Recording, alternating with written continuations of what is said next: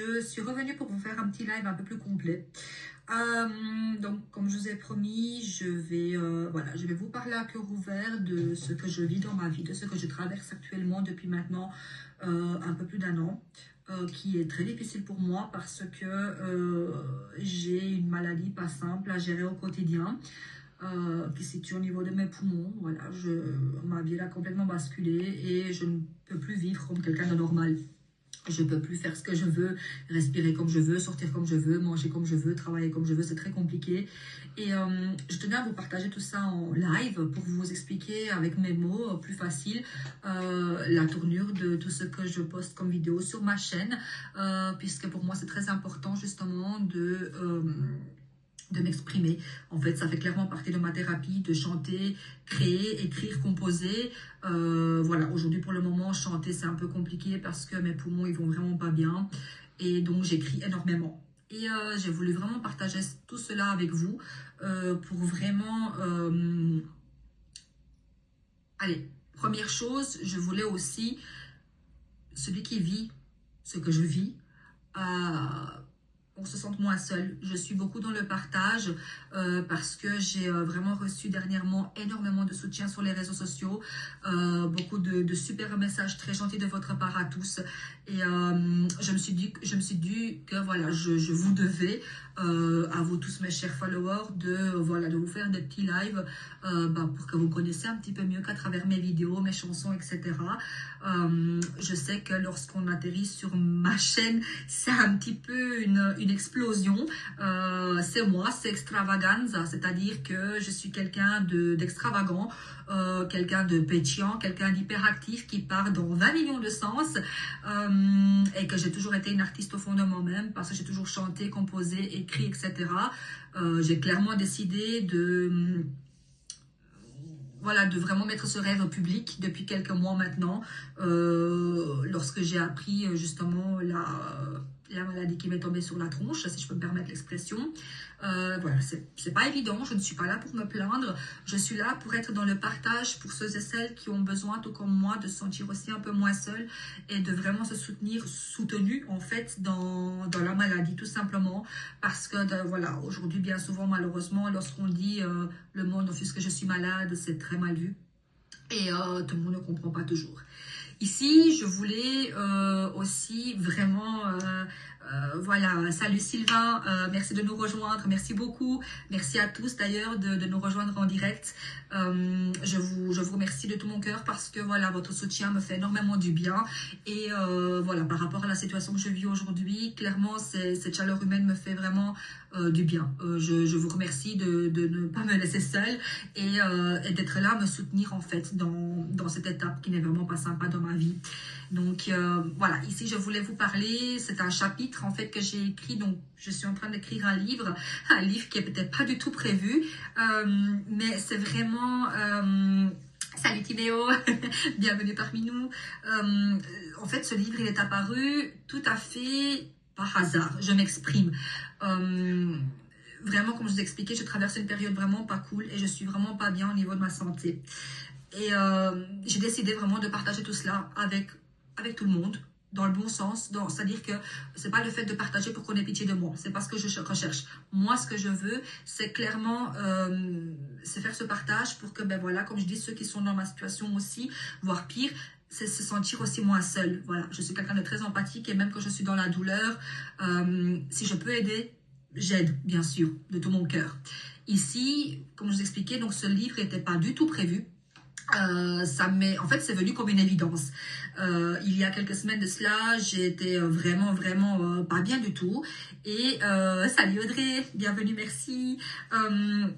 Donc j'ai vraiment voulu simplement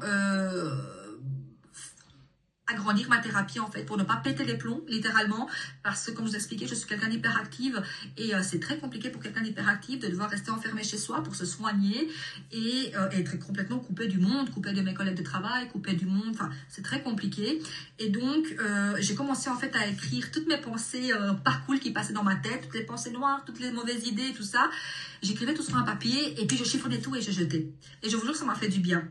Du coup c'est de là qu'en fait j'ai commencé à écrire, mais vraiment écrire blindé. Franchement, je ne pensais pas que j'avais ça en moi d'une certaine manière. Et sincèrement, j'écris déjà beaucoup par rapport au texte de mes chansons, puisque voilà, de base, je chante en anglais, français et roumain. Mais là, vraiment, ces textes par rapport à ce que je vis, ça, c'est vraiment venu comme une évidence. Donc, je me suis dit, ok, ben, je vais continuer d'écrire. Et au fur et à mesure que les jours passent, vraiment, ça me fait vraiment du bien. Et je me suis dit, je me dois en fait de le partager. Parce que je suis sûre que ça peut faire aussi du bien à quelqu'un d'autre qu'à moi.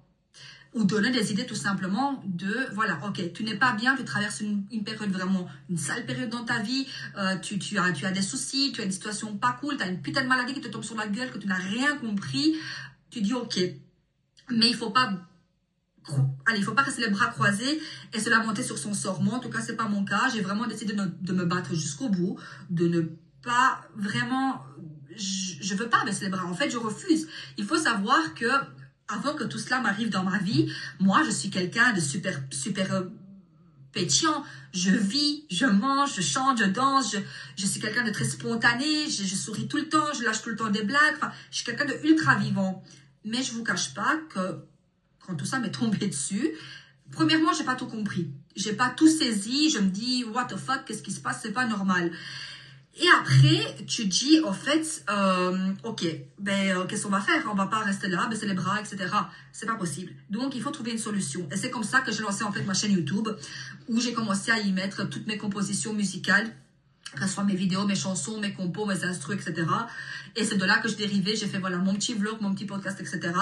Et que je continue, voilà, de simplement m'exprimer.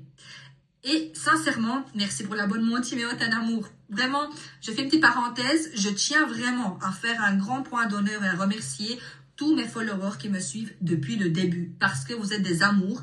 Et aussi, je voulais souligner, c'est l'autre petite parenthèse, tous les messages de soutien que vous m'envoyez au quotidien, je vous jure, ils me vont droit là, droit dans le cœur.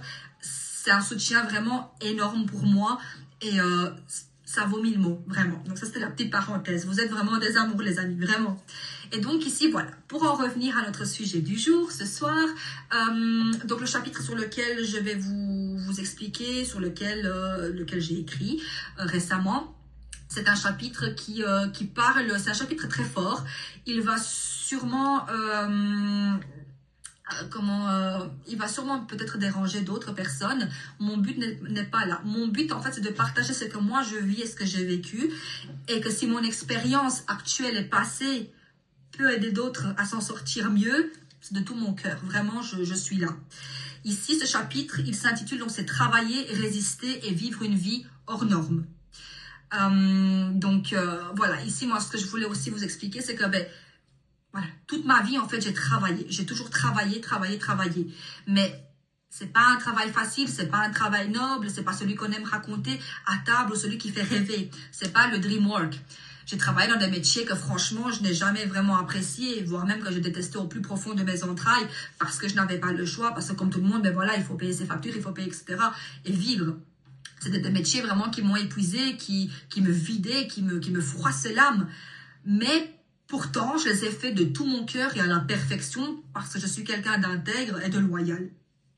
Par respect, par principe, parce que je n'ai jamais su bâcler quoi que ce soit. Même ceux qui me détruisaient, je me disais, ok, ça va aller, demain est un meilleur jour, ça va le faire. Je me suis levée souvent avec une boule dans le ventre et je partais quand même travailler. Je serrais les dents, je le faisais bien, mieux que bien, parce que j'y mettais vraiment tout mon cœur, je donnais tout, trop, toujours trop. D'où mon hyperactivité en plus. Mais je veux dire, j'étais fiable, présente, investie, dévouée. Voilà. Pendant que d'autres comptaient leurs heures, moi je comptais mes silences. Pendant que d'autres rêvaient, moi je produisais. Et je n'ai aucun regret, parce que c'est ce qui m'a forgé aussi ce que je suis aujourd'hui au final. Mais malheureusement, aujourd'hui, avec le recul, avec tout ce qui m'est arrivé dans la vie et tout ce que je vis actuellement, aujourd'hui, quand je regarde derrière moi, j'ai clairement une question qui me brûle vraiment la poitrine. À quoi bon, en fait?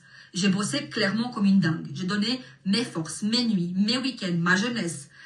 Et au bout, pas de sécurité, pas de filet, pas de promesses, rien. Les autres autour de moi, ils ont gravi les échelons et c'est tant mieux pour eux, vraiment. Mais je veux dire, parfois les autres, ils ont aussi réussi parfois sans transpirer et parfois en marchant sur les épaules des autres. Et j'en fais partie, souvent sur les miennes. Les autres, ils se sont fait de l'or avec mon travail, mon sérieux, ma loyauté, que grand bien le fasse, vraiment. Mais, moi, ce que je veux dire par là, c'est qu'au final, moi, je suis restée là. Vraiment à regarder, ben voilà, toutes les réussites défiler comme des trains que moi, je n'ai jamais pris, je pense. À me demander en silence, mais où est-ce que j'ai merdé? Parce que oui, je me suis posé la question mille et une fois. Où, quand, comment, quoi, pourquoi moi? Pourquoi je me retrouve là? Et qu'en plus, aujourd'hui, ben voilà, se retrouver avec une maladie à la con qui te bascule et te bouscule toute ta vie, tu te dis, mais ça n'a pas de sens en fait. Qu'est-ce que j'ai fait de mal? Alors voilà, moi je me suis demandé, est-ce aussi quand est-ce que je suis partie de chez moi, de chez mes parents, que j'avais 17 ans, j'avais le cœur trop grand, la tête trop pleine, persuadée que la liberté se gagnait vite et seule. Est-ce quand j'ai croisé les mauvaises personnes, celles qui parlent mais qui n'aiment pas, celles qui promettent mais qui prennent, celles qui vampirisent sans jamais construire? Je ne sais pas. Est-ce que j'ai confondu, moi, survie et ambition, loyauté, sacrifice, courage et autodestruction? Je n'en sais pas plus non plus. Tout ce que je sais, c'est que j'ai vu mes plus belles années passer sans les vivre. Pendant que d'autres faisaient la fête, je travaillais. Pendant que d'autres voyageaient, je travaillais. Pendant que d'autres aimaient sans compter, je rentrais épuisée chez moi, incapable sans même de ressentir quoi que ce soit. C'est vrai que ma jeunesse s'est consumée dans l'effort. Je ne l'ai jamais savourée au bout d'un moment, je l'ai traversée presque en apnée. Ok, c'est fait, pas de regret, je l'ai vécu. Mais parfois, la pensée la plus cruelle, elle s'impose. J'ai clairement l'impression d'avoir tout raté au bout d'un moment. Mais cette pensée, je la regarde en face, je ne la fuis plus. Parce que malgré tout ça, malgré la fatigue, la rage, la frustration, la sensation d'injustice qui colle à ma peau, il y a une vérité que personne ne pourra jamais m'enlever. Je ne me suis jamais vendue. Je n'ai jamais triché, mais je n'ai jamais suivi le troupeau non plus. C'est-à-dire que je ne serai jamais un mouton, dans le sens, je n'ai jamais été une suiveuse. Moi, je suis née justicière, révolutionnaire, incapable de me taire quand quelque chose est faux ou incorrect. Je dérange, je questionne, je résiste. Je vais vous dire que même sans millions, même sans reconnaissance, même sans sécurité, voilà, ma richesse n'est clairement pas bancaire, elle est morale, elle est intérieure.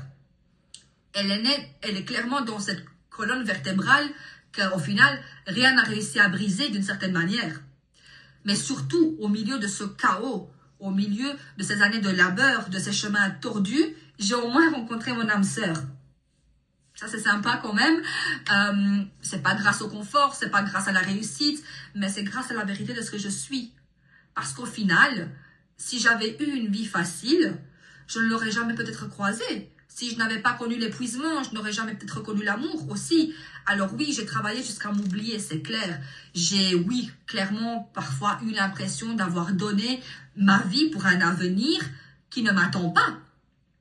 Oui, j'ai été exploitée, utilisée, dépassée, mais je suis encore là, debout, lucide et libre. Et tant que je respire, tant que je pense, tant que je refuse de me soumettre, en fait, je n'ai pas raté ma vie, c'est ce que je me dis. Je l'ai payé cher et maintenant, c'est au monde de comprendre que je ne me tairai jamais, c'est clair. Mais mes intentions sont pas mauvaises, loin de là. Puisque le fait, c'est que si je peux aussi aider autour de moi par rapport à mon expérience et à mon vécu, je le fais de tout mon cœur, vraiment. Tout ce qui est, voilà, moi, il faut savoir que je n'ai jamais pu malheureusement supporter tout ce qui est jalousie, hypocrisie, injustice, le manque de respect. Ce sont des valeurs qui, pour moi, sont sacrées. Et elles ont été souvent perçues comme des défauts par les autres, incomprises. Parce qu'au final, être honnête,